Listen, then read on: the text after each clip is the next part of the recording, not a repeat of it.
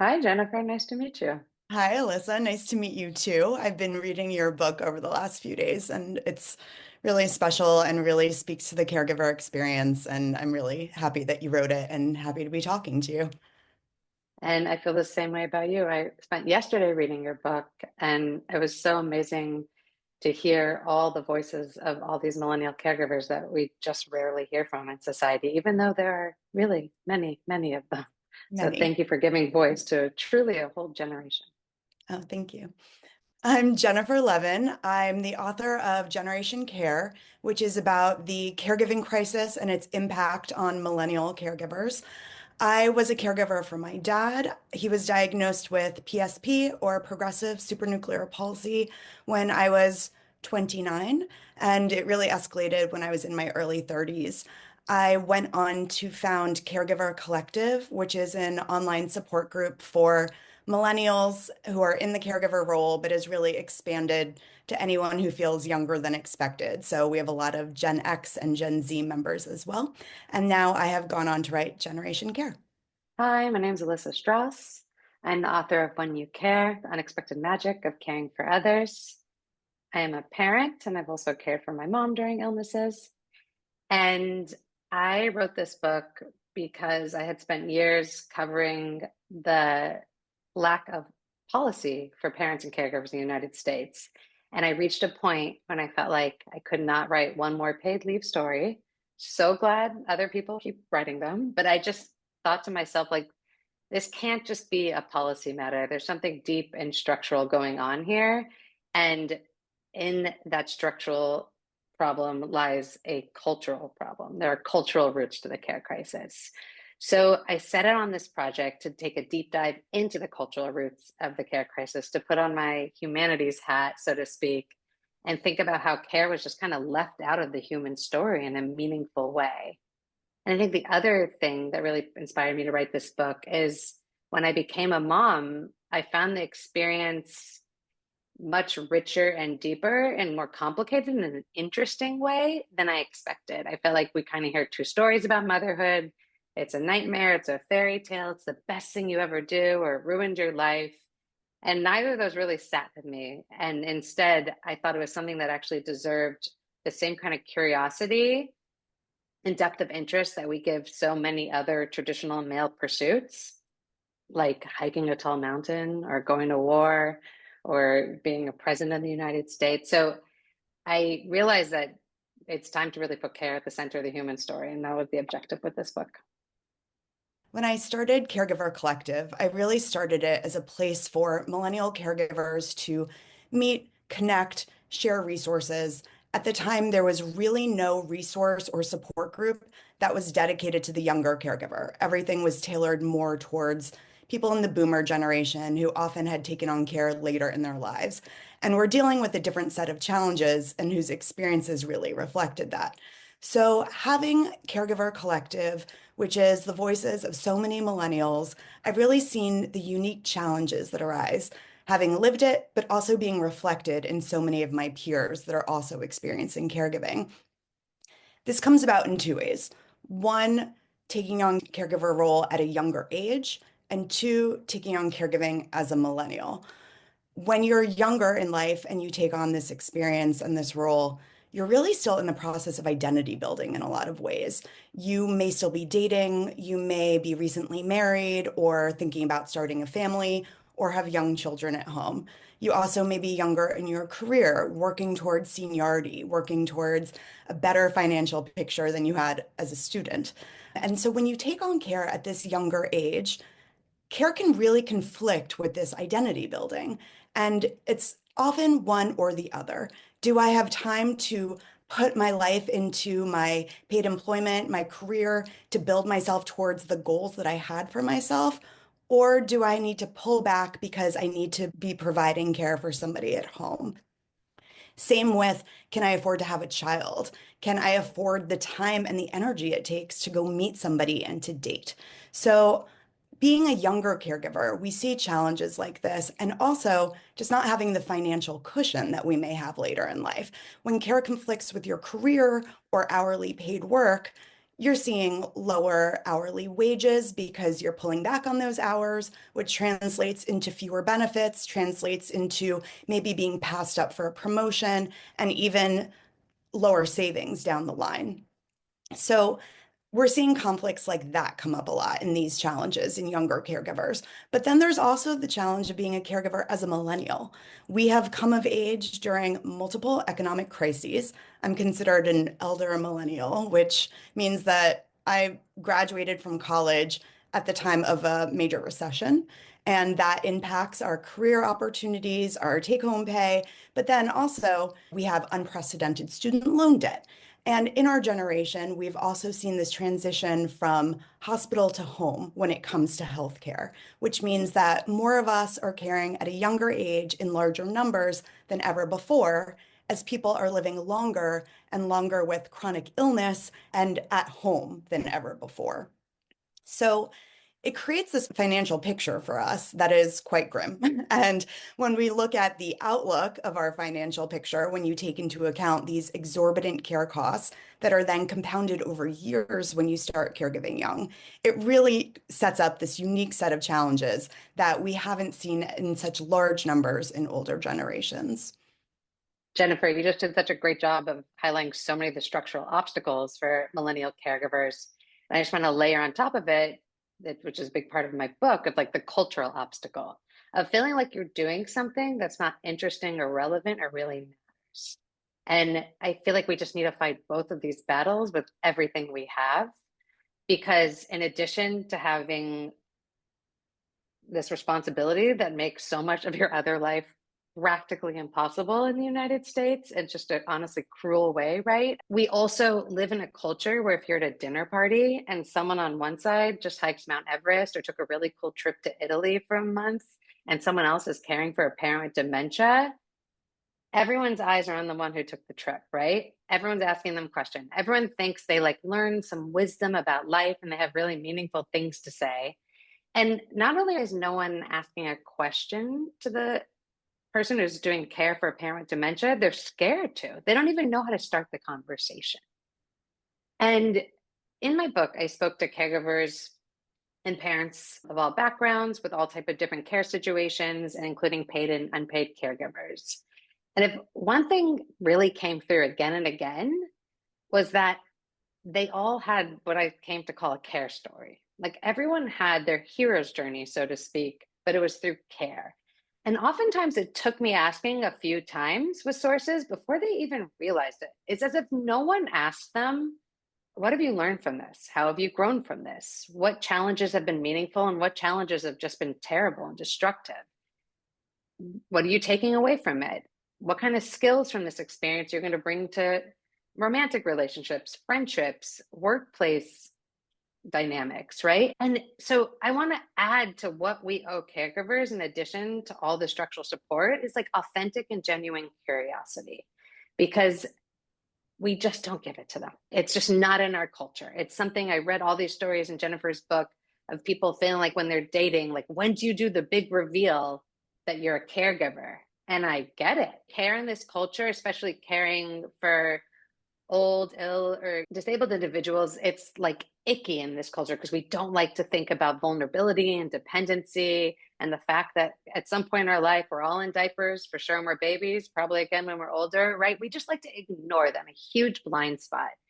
So people keep their care stories to themselves. And we got to change that. We got to make it something that's on the table, and not just on the table, but like actually diving in to the very essence of what does it mean to be a human? What does it mean to be a good life? What does it mean to be in relationship with others? And if I could wave a magic wand, like that's the change I want to see in the world. I really would like to add to what you're saying here because I am resonating with this so much, as I know that everybody I interviewed for my book is as well, which is another challenge of caregiving is what I call the identity crisis. And it's exactly that. It's when you're seeing all of these photos of the trips and the music festivals and everything that people your age are experiencing. And of course, it's social media. You're never seeing the truth. But their at least shadow of the truth is looking very, very different from yours. And Mhm. in turn, you really feel like an outlier to your generation. When I was a caregiver for my dad, I didn't know anybody else that was going through a similar experience. And then when I read the statistic of how many millennials are already caregivers, it was after my dad had passed away. And I thought, well, hang on a second. Statistically, I do know other people. And as I wrote about it, people were reaching out to me that I grew up with, and I did very well know other people. But because my experience was not mirrored back to me by anybody my own age, I was really silent about it. And that is definitely common among caregivers, but really younger caregivers, right? When you don't have that peer group that you think is also going through something similar, it leads to increased isolation and us just not even talking about it. So, what you're saying is so important that it's not only having the curiosity about it, but it's also on the caregiver end, finding the language to tell people about it because I didn't really talk about my experience in it. And I know that I'm not alone in that. So, yes, kudos to everything that you're saying. I really am hearing all of it. So, Alyssa, you write about the distinction between caring for and caring about. Could you explain this concept a little bit?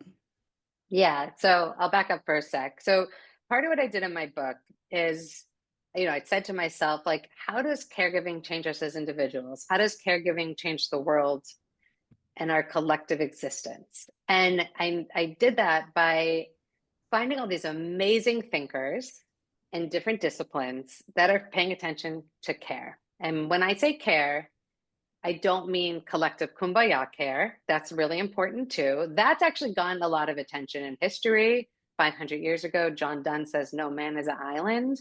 Most world religions have a sense that we're in communities and we care for each other. What's been ignored for almost ever is ongoing dependency care. It's a totally different kind of care. It's when one human depends on another human to survive and hopefully thrive, right, to some degree. And we could think about it's the difference between a nun or a monk going to an orphanage to care for sick children. Beautiful thing. This is not at all a diss against that. But they can leave, right? When it's the time's up, it's not an ongoing dependent obligatory relationship. When you're caring for your dad, when I'm caring for my children, that's not we can't really leave. It's like so that's the kind of care my book's focused on. And in the last 100 years, there have been people that have finally been paying attention to it. So this question, the difference between caring for and caring about, is something I address in my philosophy chapter.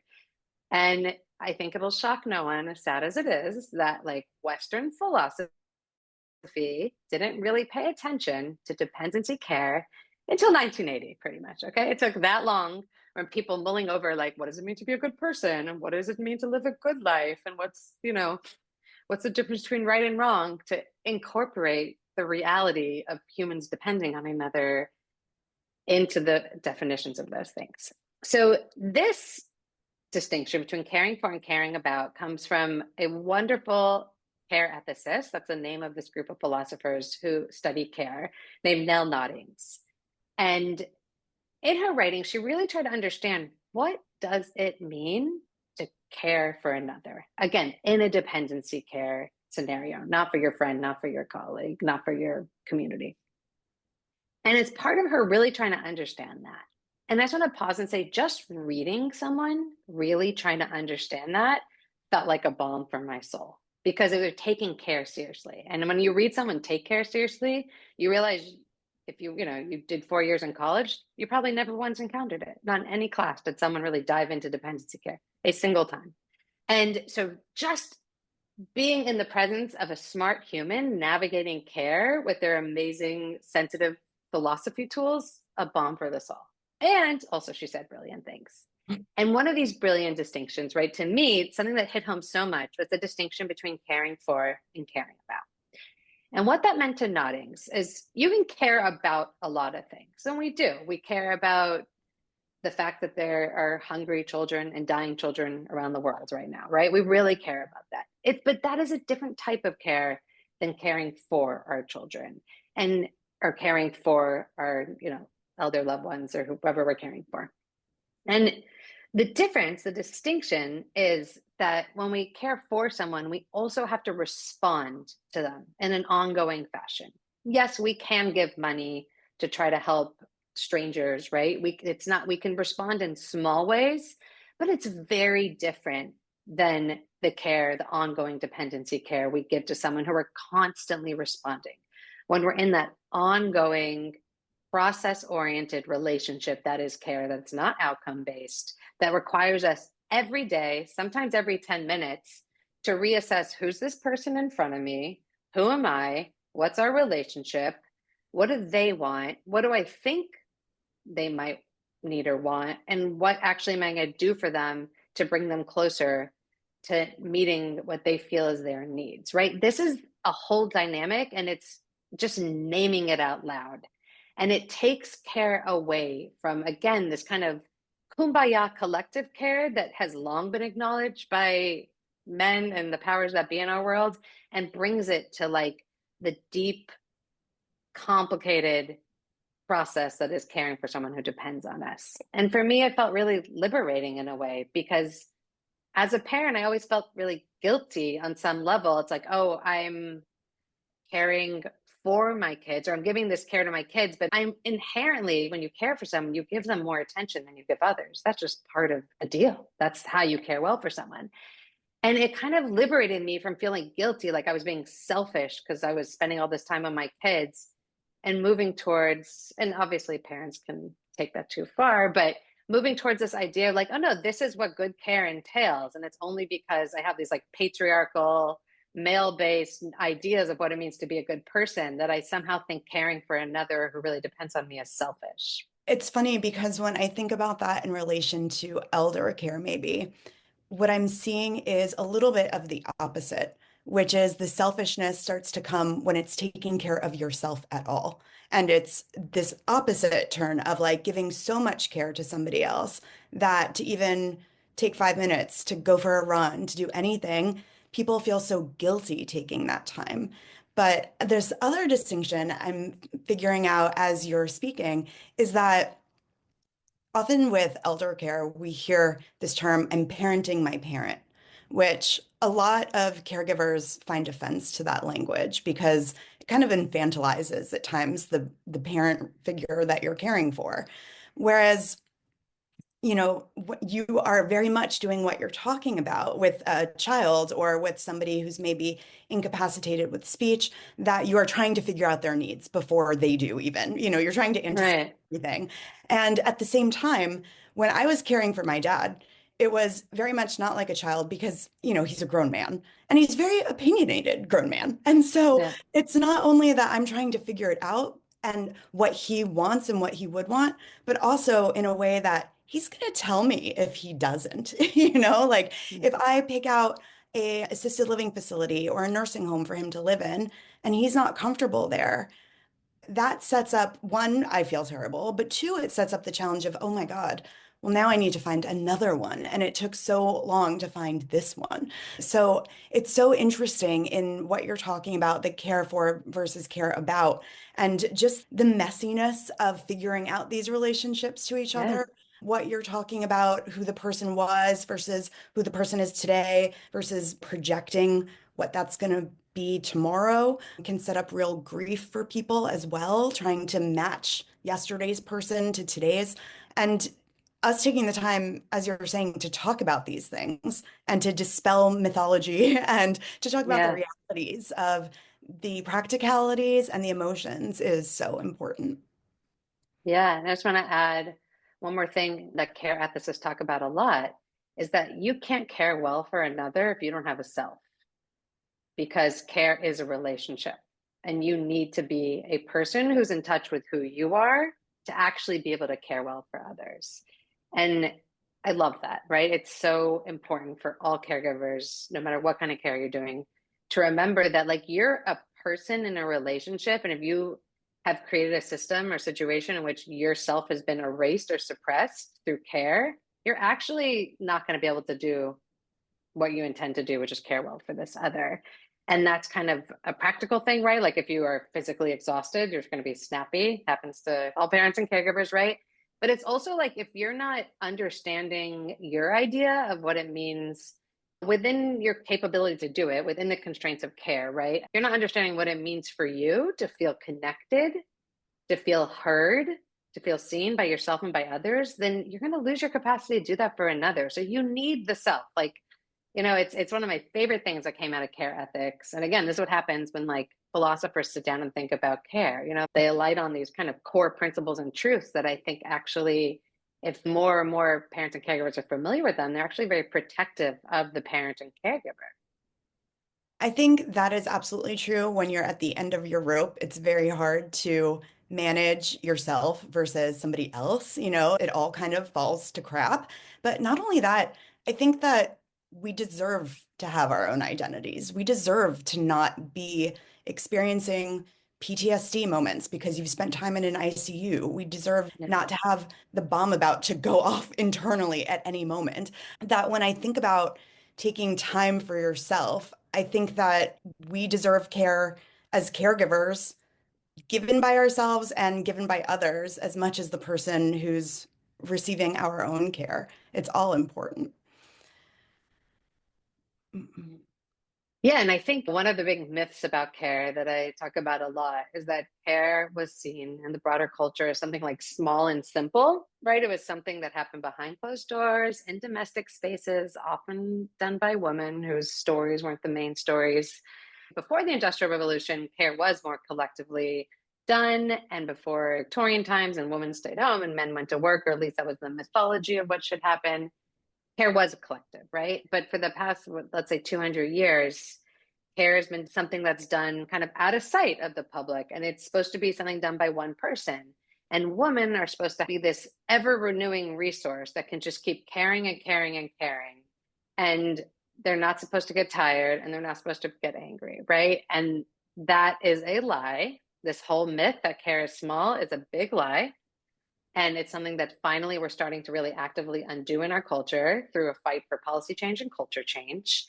And when we see care as big as it actually is, and as big as in the burden piece, the actual pressure, physical, psychological demands it places on someone, and on the personal, spiritual, philosophical journey piece, we realize it's so big in all those dimensions. It's like, no duh, that it's not something that people can handle on their own. Of course. And so it's like we got to see care for as big as it is before we're going to really understand why we need all these structural supports, why something like Medicaid is a no brainer, Mhm. why something like universal paid leave is a no brainer. And we're going to see why it's also in our personal lives, like reach out to the caregiver in your life, reach out to the parent in your life. And if you're the parent and caregiver, do whatever you can to not feel shame that you need help yourself, because that's just a universal truth. Like that's the baseline. I like to think of care in a kind of Russian nesting dolls metaphor and imagining that's how we should think of the care relationship. There's the inside Russian nesting doll, that tiny one that doesn't crack open. That's the recipient of the care. On top of that's like the primary caregiver. And then onward and onward and onward. And think about layers and layers and layers of friendships, communal support, collective support, structural support, all encasing that recipient of care. That's my dream.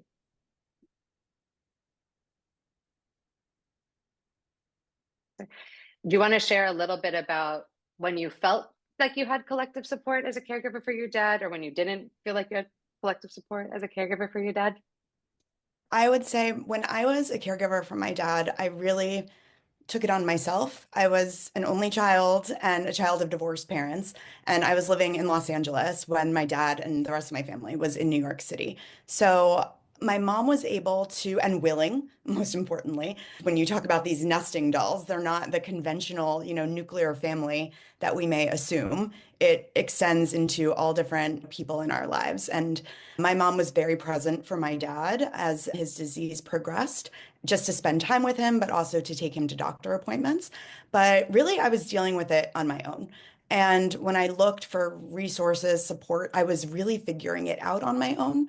I did use the Cure PSP website just to hear from other families to try out what they were experimenting with that maybe a doctor wouldn't necessarily recommend because it wasn't clinically proven, but they had seen benefits. And I'm playing WebMD trying to save my dad's life on my own.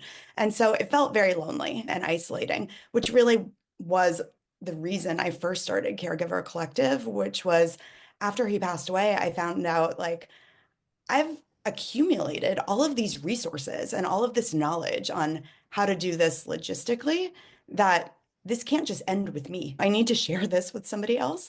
And so really started the group so that other people could benefit from what I had learned. And if you don't know somebody in your life, or maybe you're not comfortable talking about it yet, there is a place where you can turn to virtually meet others and pick up on their tips. But what you're saying is absolutely accurate. Without support, it's impossible. And this is something that I really see among a lot of caregivers, but also really among this generation, is that we have this strive for perfectionism and believe that if we don't do it all ourselves, it will get done wrong. And this can translate into martyrdom that really goes to what we were talking about before, where you just like give and give and give until there's nothing left. And Yeah. that doesn't make you a better caregiver. Accepting the support is really going to give you breathing room, but also the person you care for breathing room. Maybe they don't want to spend all day with you either. Let them have a little bit of a life outside of you. And so, really, when I think about culturally how we approach vulnerability, whether that's through disease or aging or being a caregiver, we do exactly what we've been talking about. We put this in a drawer that doesn't really want to be looked at and attach a stigma of shame to something that is not shameful. Yeah. And the more that we bring this into our dialogue and we're honest about it, you can pick and choose how much you share. You don't have to share all of it. Maybe that's not comfortable for you. Maybe that's not in the dynamics of your family to be talking about so many personal things outside of your family unit, but you can find something to connect with others with and let them know what you need help with and also what you're talking about when you know someone in this situation. Have the forethought to think, what could they need? Is there something that's Yeah. kind of easy for me to do that would actually be quite challenging for them to pull off in this moment? And that could just be cooking dinner. That could be picking up a Right. box of cereal. I mean, these are Right. small things that sometimes when you're a caregiver, heard this a lot from what I call the multi-generational caregivers who maybe are like the new sandwich generation of caring Hmm. for an adult and dependent children. And if you go down yourself, if you have a cold, the flu, you can't leave the kids alone. You can't leave the person alone. How do you run to the store to buy the box of cereal you forgot that you needed for the morning? Well, maybe if there's someone in your life who knows what's going on, they can offer. So all of this is just so important to be vocal about in Yeah. whatever ways feel comfortable for people. And I've noticed that you do it for someone or someone does it for you. And then the next time it comes up for that other person, then they feel more okay asking for help or offering the help. It's like a ripple effect thing. I think the more we do these little moments of help for each other, the more they become the norm and it becomes just what it is to be a human instead of asking someone for a big favor, right? Right. And it is exactly what you said, what it is to be a human. Often we choose to have children. We choose to take care of someone. Often it doesn't feel like a choice.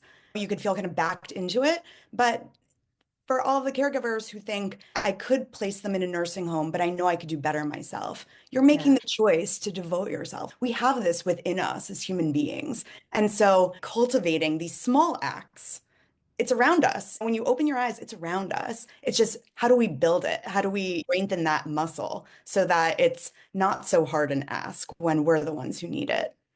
Yes. You're making me think about how the pandemic had this kind of unexpected silver lining for me in terms of this collective care community building.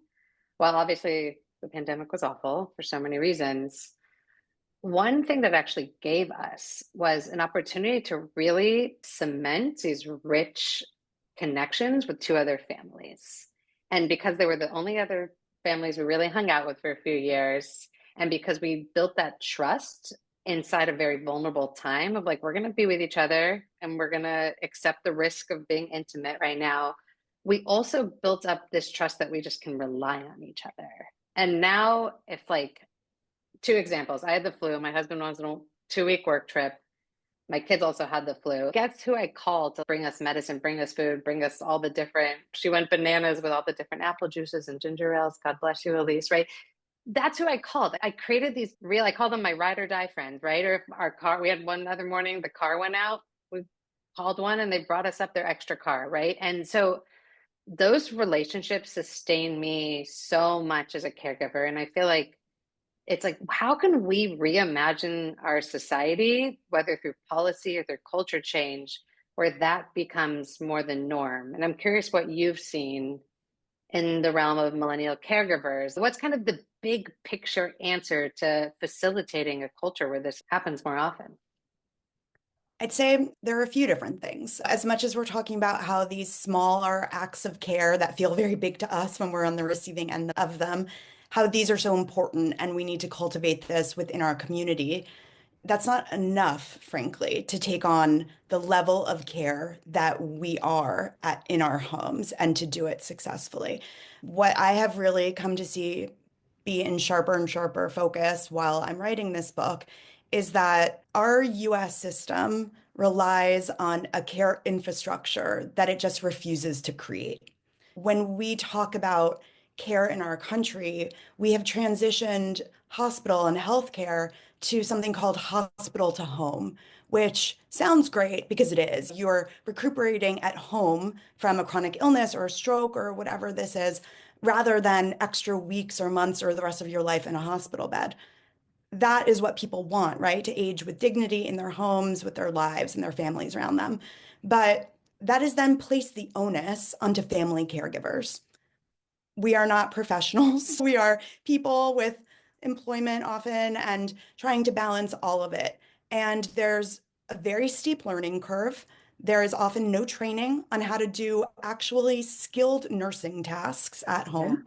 And there's no pay often for what a professional would be paid for. So, how do we bridge this gap? There are so many ways offering training to caregivers, offering support in the sense of financial assistance. These do exist within different community groups, but we don't even have access in our country to paid family leave. You brought this up earlier, the idea of a family leave policy. And when we talk about paid family leave in the context of what I'm writing about, it's really about inclusive of caregiving. You really have to point Yeah. out that it's inclusive of family caregiving because in my group, I see people who hem and haw and eventually take FMLA and they really feel backed into a corner. It's because they're experiencing massive burnout. They're having severe physical or mental health effects themselves of trying to balance the two. And they take leave through FMLA, which, if you have access to it, which not everybody does, is unpaid. Yeah. So you are having to weigh hourly wages and maybe even how you're viewed at work because caregiver stigma is real and caregiver repercussions in the workplace only have discrimination laws protecting them in particular states and not nationally. You're having to weigh all of that versus caring for the person that you love. So, what do we look to? Well, there are supports that we need to help us be better caregivers. And then there's the idea that maybe we shouldn't have to do all of it ourselves. And when we have this concept of elder care in our country, what do you think of? There's no really like big picture idea that we come to rely on. We have Medicare. And often, until you're in the situation, you don't realize that Medicare doesn't cover home health aides to keep you living at home, or a senior living environment, or an assisted living facility, or a nursing home. That's Medicaid that pays for that. And often we see people have to burn through their life savings in order to become Medicaid eligible. And then on top of that, now we're hearing about eligibility potentially being cut. So, Medicaid, when we think about the insurance programs that we do have in this country for elder care, for care of the chronically ill, we think about the direct recipient and who that is. We may not even attach that to the idea of elder care in our country unless you're living it or know someone who is. But on top of that, the family caregivers, the families themselves, are directly impacted by their person being eligible for Medicaid because without it, there are exorbitant healthcare costs that you can't afford, frankly. or there is leaving the workforce to care for the person yourself. So I think we really need to figure out for the people that are actively involved in caregiving, how can we better support them? Training programs, access to paid leave. I believe in access for everybody, equitable access to a care manager who's a Mhm. professional that can walk you through and show you what you're eligible for, teach you how to apply for different benefits. That's something that certain people have access to, whether it's because you can afford it or because you even know to ask and look for one that might be pro bono. There are so many things that we're just left flying blind with. But then there's the big picture of what do we really want our society to look like, and when you write in your book about and talk today about our culture and what we value, and maybe there isn't dollar value placed on the care we give to each other. And so we're taught to maybe prioritize it less or think that it's less valuable. We also have like this direct impact to the economy when let skilled workers leave the workforce Yeah. because they have to care at home. So there are big picture ways that we need to beef up on and keep providing. And then there's also smaller supports that we need everybody to have equitable access to. Yeah, amen. I always say my version of family values is that you don't have to pick between financial security, job security, and caring well for your loved ones and having a meaningful time caring for them as well. Like that's family values to me, right? Because this is the situation so many people are in today. And when you hear from caregivers, caring itself is hard and it can definitely be burdensome, but so much of the burden of care in the United States today comes from the circumstances in which we care. And you write about this in your book, right? That you are literally choosing between being able to pay your mortgage or pay your rent and care for a loved one, right? These are the choices people are making and everything that implies you are choosing between being able to take basic care of yourself, which is eating well, getting some decent amount of exercise and sleep. Nothing, no one's running Ironmans here, right? Just like maybe some are, and God bless you if you could do it, good for you. Just basic care of yourself and your body and your mind. Basic, that's what you're picking in between. Like this is such a corrupt system, and to me, it's not family values.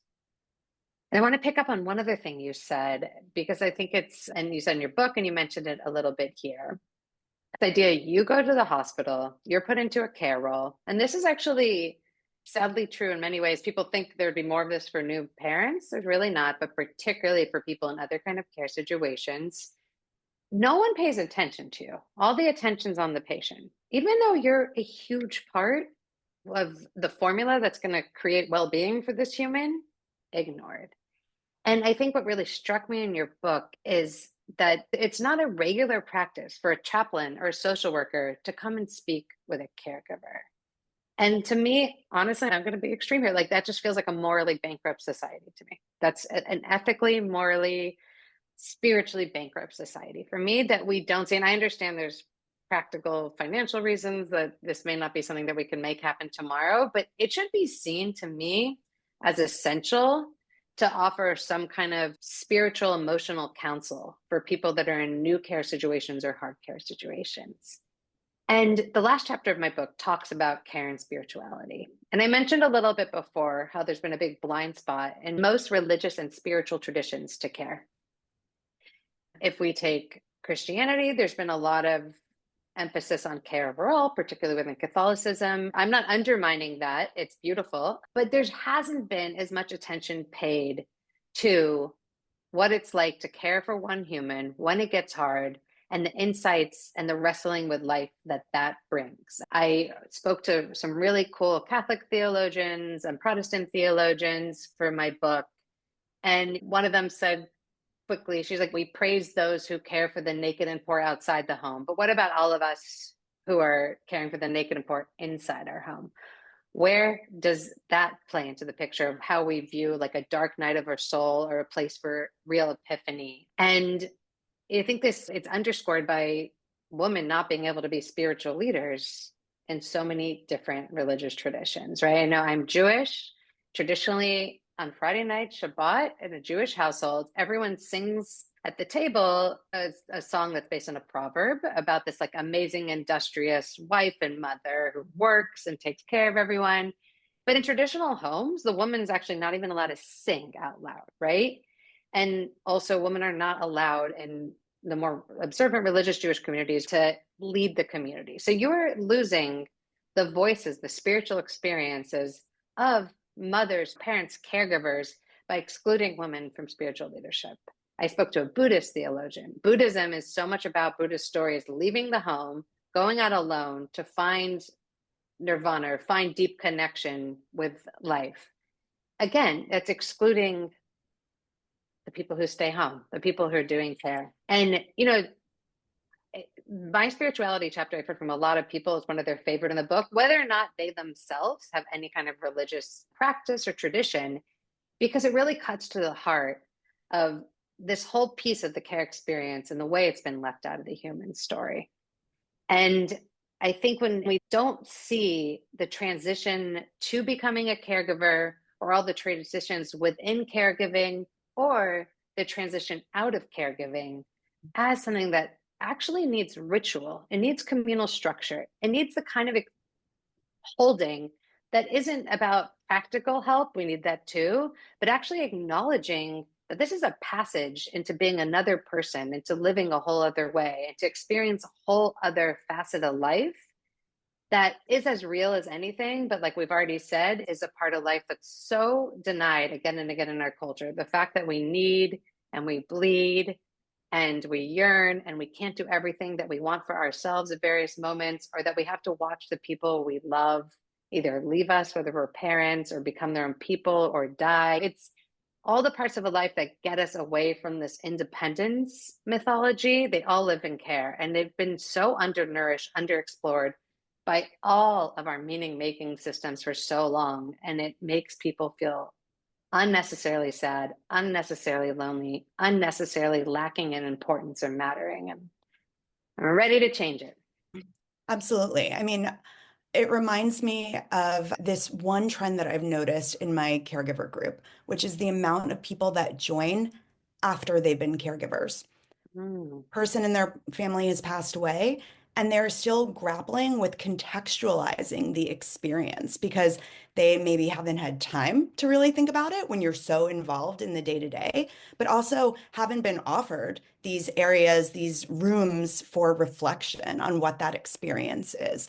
I know that when I think about my own experience, there's the shock and grief of my dad's passing, but it's been 10 years now, and I find that what I'm still very much in shock about is the fact that he was ever ill, the fact that he was sick and taking on the role that I did with him.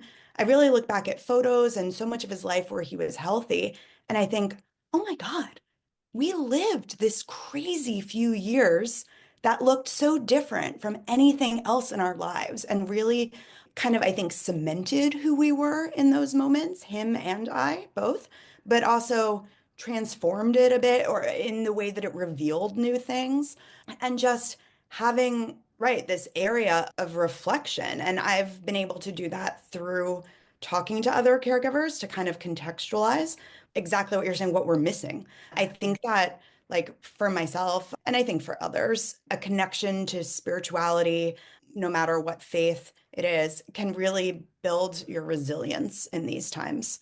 And without that, it becomes a difficult experience becomes more difficult, right? And so, how do we cultivate that for ourselves? And I love what you're bringing up, this idea of ritual around it, and that being normalized, this idea of like acceptance into a community without letting it completely overtake your identity, but acknowledging that it is part of it now and that that's a real role that will have both good and bad repercussions. Yeah. And I think when we normalize in that way, when there is that ritual, it actually makes it easier to protect those other parts of your identity because you can be out there as your care self. You can be out there telling your care story. So you're not trying to keep everything separate, which will inevitably just kind of keep you locked inside yourself, locked into that care self, because it's always like erecting some protective shield. So, I mean, just really, when the more we normalize that care is a absolute reality of being a human being. I mean, sometimes I can't believe we're having these conversations, honestly, because we're talking about the fact that humans depend on each other, It's that the humans need obvious. care. I mean, come on. This Yeah. is just like literally, as many have said before, we spend the vast majority of our lives often on one side of a dependency relationship, whether someone's dependent on us or we're dependent on another. And yet we have to keep talking about it as if no one's ever heard of it, because that's what it's like in society. Mhm. And I do with this one thing I do when I do seminars or classes, I sometimes bring the hero's journey steps. So there's the monomyth, it's a kind of narrative framework that's been all around the world. I'm sure you're familiar with it from your Hollywood writing days, right? The hero's journey. And we see it in Greek myths, we see it in Star Wars, we see it in Finding Nemo. Basically, like our hero has to leave home, leave their loved ones, go experience a challenge, and then come back to their community with the wisdom they learned when they left. And care, almost all those steps happen in care, except you don't leave your loved ones, you don't leave your home. All the crazy, all the intensity, all the magic happens inside those relationships, inside this familiar space. So I often do this workshop with people and I say, we're going to think about your care experience as a hero's journey. And I take them through every step and they write. And afterwards, it just changes their whole framework on what it means to care. And I feel like the more we can get those narratives into the mainstream and the more we can help people see that A, you're not alone, B, the care you're doing really matters. It actually, society truly depends on it, economically, morally, spiritually, everything. And three, like, we actually have things to learn from you. Like, everyone who's cared for other people has lessons to teach everyone else. They have experiences that we would all benefit from hearing. And the more we can empower, I don't use that word lightly, but truly help caregivers internalize that narrative and let that in part motivate the fight for better structural support, better off we'll all be together. And also, I think that they shouldn't be fighting for that structural support alone. When you're Yeah. a caregiver, you may not have time to advocate for yourself in the way that you know is necessary. And just as you're saying, we need to recognize that our society cannot and probably should not function without this, in the sense of what you mean, the moral bankruptcy of leaving each other to fend for ourselves.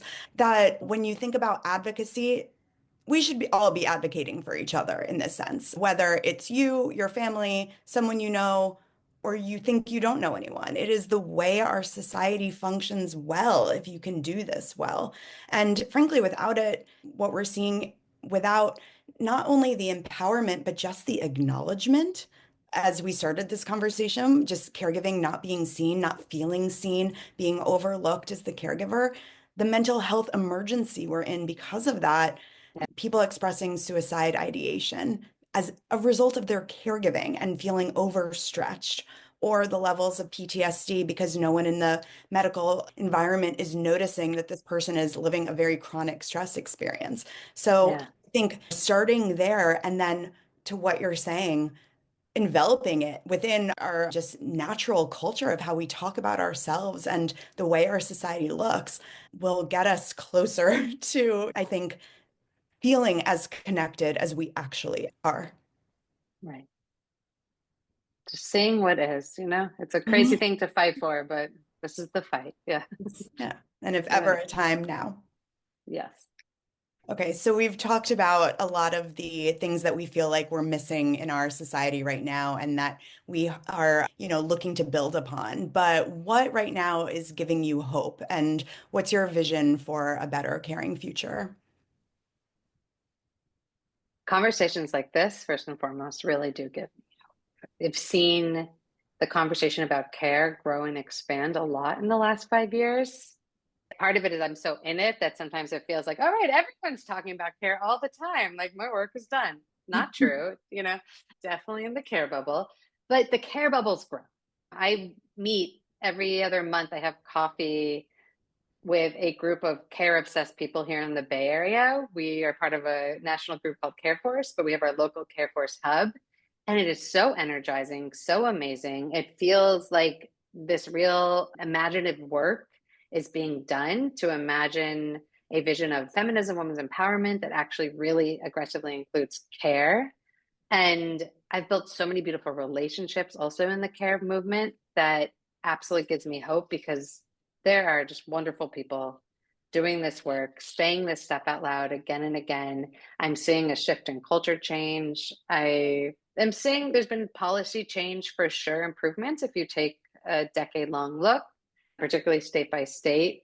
So I think it's really important as a movement to remember actually there's a lot of momentum and we have a lot of work to do, but like we're here having this conversation. We were brought together by this amazing organization called Caring Across Generations that's filled with brilliant people. So I just want to take a moment and appreciate how far we've come and then rev up for how far we have to go together. What gives you hope? Very much the same. I find myself in this caregiving bubble where I'm like, we're all talking about it now, but you are if you're in it.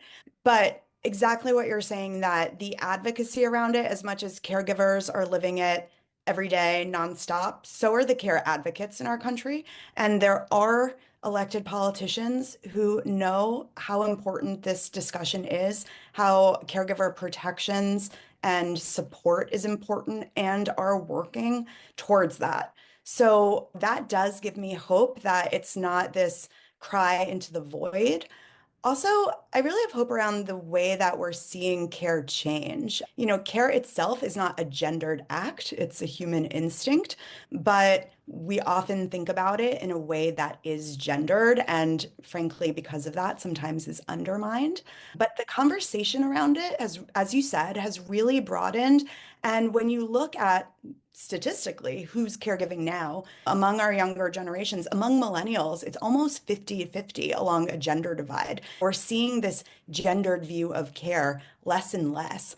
And because of that, bringing new voices into this conversation, advocating for how all of us are having this collective experience, but how we may have different realities and challenges because of these different roles, whether it's our gender roles or our family roles. And the more that that discussion is opening up, the more that people are finding support for what they think is a really stratified experience. We're learning that no, everybody is. When Yeah. we advocate for care, we're advocating for something that is already here.